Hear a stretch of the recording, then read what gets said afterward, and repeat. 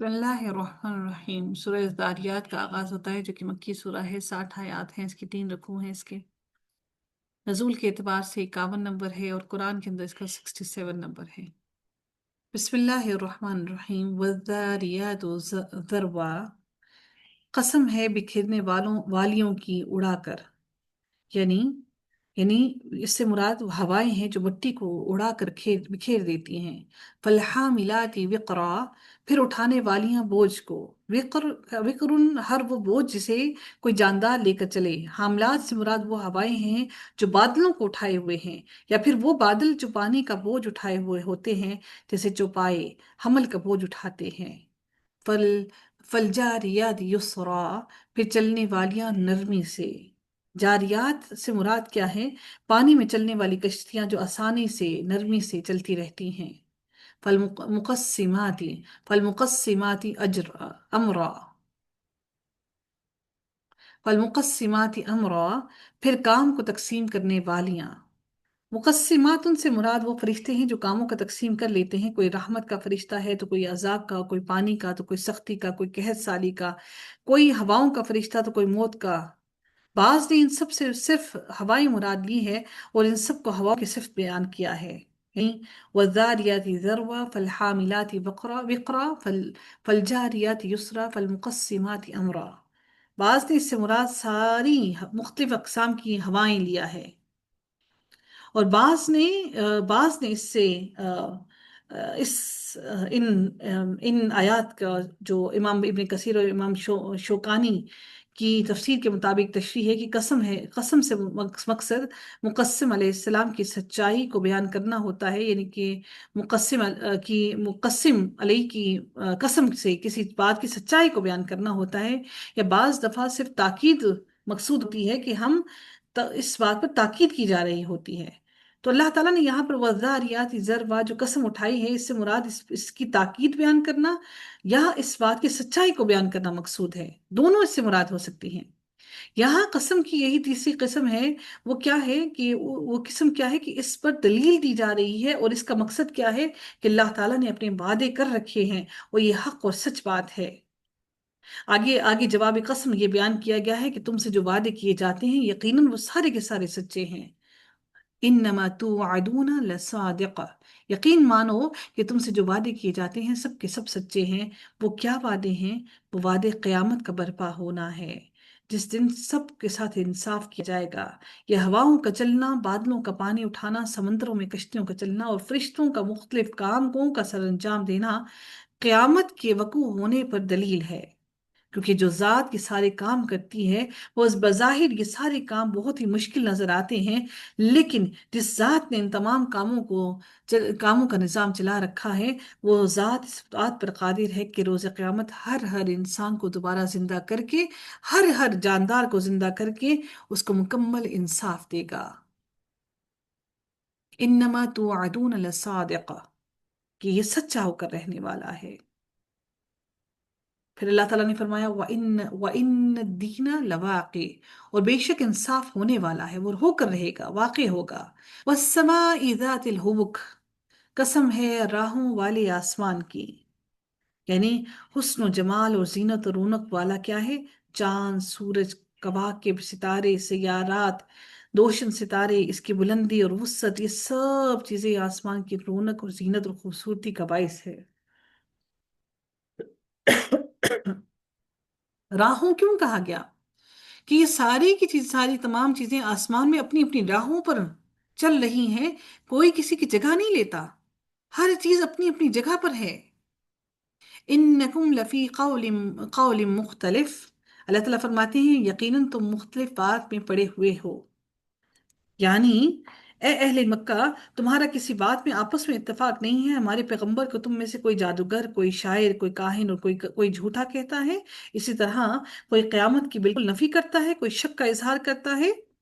इसी तरह कोई एक तरफ खालिक को राज़िक होने का इतराफ अल्लाह को करता है और दूसरी तरफ दूसरों को अपना माबूद बना लेता है। मैंने आपको जैसे कहा, पता नहीं किसको मैंने पढ़ाया कि जब अहले मक्का, जब ये काफिर हज और उम्रा के लिए जाया करते थे तो लब्बैक अल्लाहुम्मा लब्बैक कहते थे, اور لا شریک لک لبیک کہتے ہیں، اور آگے یہ بھی کہتے ہیں کہ ہم تیرے ساتھ کسی کو شریک نہیں ٹھہراتے، لیکن یہ جو بت ہیں ان کو ہم تیرے ساتھ شریک اس لیے نہیں ٹھہراتے بلکہ یہ تیرے مددگار ہیں، یہ ہماری باتیں سنتے ہیں۔ وہ تلبیہ بھی وہی پڑھتے تھے، لیکن بتوں کو اللہ کے ساتھ تلبیہ پڑھتے ہوئے بھی شریک کرتے تھے۔ اللہ رب العزت نے فرمایا یؤفک عنہ من من افک، اللہ تعالیٰ فرماتے ہیں اس سے وہی باز رکھا جاتا ہے جو پھیر دیا گیا ہو، یعنی یعنی نبی اکرم صلی اللہ علیہ وآلہ وسلم پر ایمان لانے سے، یا حق سے، یا توحید سے، یا اس سے مطلب مختلف ہیں، یعنی وہ شخص پھیر دیا گیا جسے اللہ نے اپنی توفیق سے پھیر دیا، یعنی اس سے وہی باز رکھا جائے گا جو پھیر دیا گیا ہو۔ اللہ تعالیٰ جس کو اس سے پھیر دے، جس کو گمراہی سے پھیر دے، صرف وہی اس تفرقے سے، اس شرک سے محفوظ رہ سکتا ہے۔ پھر اللہ تعالیٰ پھر فرماتے ہیں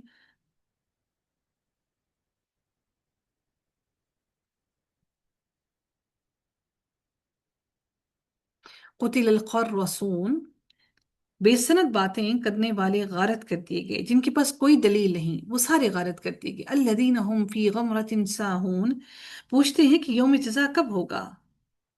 یسألون ایان یوم الدین، ہاں یہ وہ دن ہے کہ یہ آگ پر تپائے جائیں گے، یعنی آگ پر تپائے جائیں گے۔ جس طرح سونے کو آگ میں ڈال کر جانچا جاتا ہے نا کہ صحیح ہے یا غلط ہے، یہ سچا سونا ہے یا نہیں ہے، اسی طرح اللہ تعالیٰ ان لوگوں کے بارے میں فرماتے ہیں کہ یہ آگ میں ڈالے جائیں گے اور آگ پر تپائے جائیں گے۔ پھر اللہ تعالیٰ فرمائیں گے ان کو آگ میں ڈالنے کے بعد ذوقوا فتنتکم ھذا الذی کنتم بہ تستعجلون، اپنے فتنے کا مزہ چکھو، یہی ہے جس کی تم جلدی مچا رہے تھے۔ اس آگ کا مزہ چکھو، اسی عذاب کا مزہ چکھنے کے لیے تم جلدی کر رہے تھے۔ ان المتقین فی جنات وعیون، بے شک تقوی والے بہشتوں اور جنتوں میں اور چشموں میں ہوں گے، اللہ تعالیٰ ان کو جنتوں میں اور چشموں میں رکھے گا۔ آخذین ما آتاہم ربہم، ان کے رب نے جو کچھ انہیں عطا فرمایا ہے اسے لے کر لے رہے ہوں گے، اور وہ تو اس سے پہلے ہی نیکوکار تھے، یعنی وہ پہلے ہی نیکیاں کیا کرتے تھے۔ اللہ تعالیٰ جو ان کو عطا کرے گا وہ تمام نعمتیں سمیٹ رہے ہوں گے۔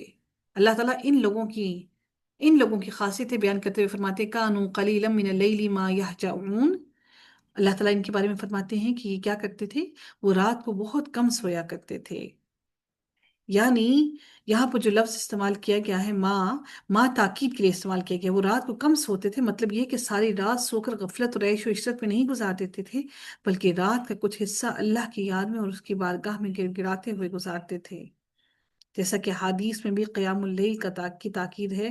مثلا ایک حدیث میں فرمایا لوگوں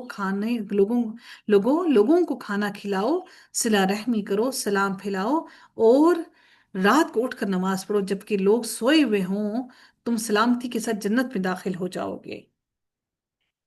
وبالاسحار یوم یستغفرون، وہ وقت سحر استغفار کیا کرتے تھے۔ وقت سحر قبولیت دعا کی بہترین اوقات میں سے ہے۔ حدیث میں آتا ہے جب رات کو آخری تہائی حصہ باقی رہ جاتا ہے تو اللہ تعالیٰ آسمان دنیا پر نزول فرماتا ہے اور ندا دیتا ہے کہ کوئی توبہ کرنے والا ہے کہ میں اس کی توبہ قبول کروں، کوئی بخشش ہونے والا ہے کہ میں اس کو بخش دوں، کوئی سائل ہے کہ میں اس کے سوال کا اس کو پورا کر دوں، یہاں تک کہ فجر کا سورج طلوع ہو جاتا ہے۔ وفی اموالہم حق للسائل والمحروم، اور ان کے مال میں مانگنے والوں کا اور سوال سے بچنے والوں کا حق ہے۔ محروم سے مراد وہ ضرورت مند ہے جو سوال کرنے سے بچتا ہے چنانچہ مستحق ہونے کے باوجود لوگ اسے نہیں دیتے، یا وہ شخص ہے جس کا سب کچھ آفت اور اللہ تعالیٰ کی آزمائش کی وجہ سے سب کچھ تباہ اور ختم ہو گیا۔ وفی الارض آیات للموقنین، اللہ تعالیٰ فرماتے ہیں کہ اور یقین والوں کے لیے تو زمین میں بہت سی نشانیاں ہیں، جو یقین کرے اس کے لیے تو بہت نشانیاں ہیں۔ وفی انفسکم افلا تبصرون، اور خود تمہاری ذات میں بھی تو کیا تم دیکھتے نہیں ہو۔ وفی السماء رزقکم وما توعدون، اور تمہاری روزی اور جو تم سے وعدہ کیا جاتا ہے سب آسمان میں ہے، یعنی بارش بھی آسمان سے ہوتی ہے جس سے تمہارا رزق پیدا ہوتا ہے، اور جنت دوزخ ثواب بھی آسمانوں میں سے ہی ملتا ہے جس کا وعدہ اللہ تعالیٰ نے کر دیا۔ حل اتا کا، سوری یہ رہ گیا، فوارب السماء والارض انه لحق مثل ما انکم تنطقون۔ اللہ تعالیٰ فرماتے ہیں اور تمہاری روزی اور جو تم سے وعدہ کیا جاتا ہے سب آسمان سے ہے، آسمان اور زمین کے پروردگار کی قسم کہ یہ بالکل برحق ہے، ایسا ہی جیسا کہ تم باتیں کرتے ہو، یہ سب کچھ سچ ہے۔ حل عطا کا یہاں پر حل استفہام کے لیے ہے، جس میں نبی کریم صلی اللہ علیہ وسلم کو یہ تنبیہ ہے کہ اس قصے کو تجھے علم نہیں، بلکہ ہم تجھے وحی کے ذریعے سے اطلاع دے رہے ہیں۔ اللہ تعالیٰ کہتے ہیں حل عطا کا حدیث ضیف ابراہیم مکرمین۔ اللہ تعالیٰ فرماتے ہیں کہ کیا تجھے ابراہیم علیہ السلام کے معزز مہمانوں کی خبر بھی پہنچی ہے، جو اللہ تعالیٰ نے ان کو بھیجے تھے، وہ جو فرشتے آئے تھے اور ان کے پاس خیر کی خبر لے کر آئے تھے۔ اذ دخلوا علیہ فقالوا سلاما، یہ سلام کی اہمیت دیکھیں، فرشتے آئے انہوں نے بھی سلام کیا، وہ جب ان کے ہاں آئے تو سلام کیا ابراہیم نے جواب دیا، سلام میں نے بھی جواب دیا اور کہا یہ تو اجنبی لوگ ہیں، کیونکہ انہوں نے ان کو علاقے میں پہلے کبھی نہیں دیکھا تھا۔ فراغا فراغا الى اہلہ فجاء بعجل سمین، پھر چپ چاپ جلدی جلدی اپنے گھر والوں کی طرف گئے اور ایک بھنا ہوا بچڑے کا بچڑا جو گوشت تھا وہ لے آئے۔ فقربہ الیہم قال الا تأکلون، اور اسے ان کے پاس رکھا اور کہا آپ کھاتے کیوں نہیں؟ انہوں نے کھایا پیا نہیں اس میں سے کچھ بھی، کیونکہ فرشتے کھاتے پیتے نہیں ہیں۔ فأوجس منهم خیفہ، پھر تو دل ہی دل میں ان سے خوفزدہ ہو گئی، جب انہوں نے انہیں کھاتے ہوئے نہیں دیکھا، ظاہر ہے وہ نبی تھے تو خوفزدہ ہوئے، تو انہوں نے کہا آپ خوف نہ کیجئے، قالوا لا تخف، آپ خوف نہ اٹھائیے، وبشروہ بغلام علیم، وہ آئے دو کاموں کے لیے تھے، ایک حضرت لوط علیہ السلام کی قوم کو تباہ کرنے کے لیے اور ایک حضرت ابراہیم علیہ السلام کو خوشخبری دینے کے لیے۔ انہوں نے کہا آپ ہم سے خوف نہ کیجئے، انہوں نے حضرت ابراہیم علیہ السلام کو ایک علم والے لڑکے کی خوشخبری بشارت دے دی۔ فَأَقْبَلَتِ امْرَأَتُهُ فِي صَرَّةٍ فَسَكَّتْ وَجْهَهَا وَقَالَتْ عَجُوزٌ عَقِيمٌ، بس ان کی بیوی آگے بڑھی اور حیرت میں آ کر اپنے منہ پر ہاتھ مار کر کہا کہ میں تو بڑھیا ہوں اور ساتھ ہی میں بانجھ بھی ہوں۔ یہ حیرت کے اوپر، حیرت میں وہ مطلب ایک چیز آپ کے سامنے فوراً آ جائے، اتنے سال انہوں نے گزار دیے، بڑھاپے تک پہنچ گئے، آپ سوچیں کہ اتنے سالوں تک وہ اولاد کے لیے دعائیں کرتے رہے اور پھر اولاد نہیں ہوئی، تو اب جب اللہ تعالیٰ نے دی، اب انہیں معلوم ہو گیا یہ فرشتے خوشخبری لے کر آئے ہیں، تو وہ حیرت سے پوچھنے لگی یہ کیسے ممکن ہو سکتا ہے کہ میں بوڑھی بھی ہوں اور بانجھ بھی ہوں اور اس عمر میں مجھے بچہ ملے گا؟ قالو، انہوں نے کہا کذالک قال ربک انہ هو الحکیم العلیم، انہوں نے کہا ہاں تیرے پروردگار نے اسی طرح فرمایا ہے، بے شک وہ حکیم اور علیم ہے، اس کی ہر کام میں حکمت چھپی ہے، وہ جاننے والا ہے۔ اتنے سالوں تک حضرت ابراہیم علیہ السلام آزمائش میں رہے اور اللہ تعالیٰ نے ان کو بیٹا دیا جو حضرت اسماعیل علیہ السلام تھے، وہ دیا، اور وہ بیٹا اتنے سالوں تک وہ اس کے بیٹا ہونے کے باوجود بھی اپنے بیٹے سے نہیں ملے۔ یہ اللہ تعالیٰ کی حضرت ابراہیم علیہ السلام کے لیے کیسی آزمائش تھی۔ میرے نبی نے پھر بھی کوئی کلمہ سوالیہ، کوئی شکوے کا لفظ نہیں کہا، انہوں نے پھر بھی صبر کیا۔ ہم انبیاء کرام کا صبر دیکھتے ہیں تو ہم کہتے ہیں کہ نبی کا صبر جیسا صبر ہم میں نہیں ہے، کیوں کیا نبی انسان نہ تھے؟ اگر ہم یہ کہتے ہیں کہ نبی جیسا ہم میں صبر نہیں ہو سکتا، تو یعنی ہم یہ سمجھتے کہ کیا اللہ تعالیٰ نے ان کو کوئی خاص طاقت دے رکھی تھی؟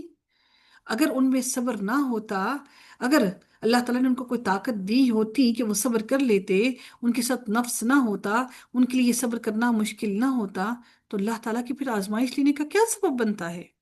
پھر اللہ ان کو آزمائش میں کیوں مبتلا کرتا؟ پھر اللہ کو کیا ضرورت تھی ان سے آزمائش لینے کی؟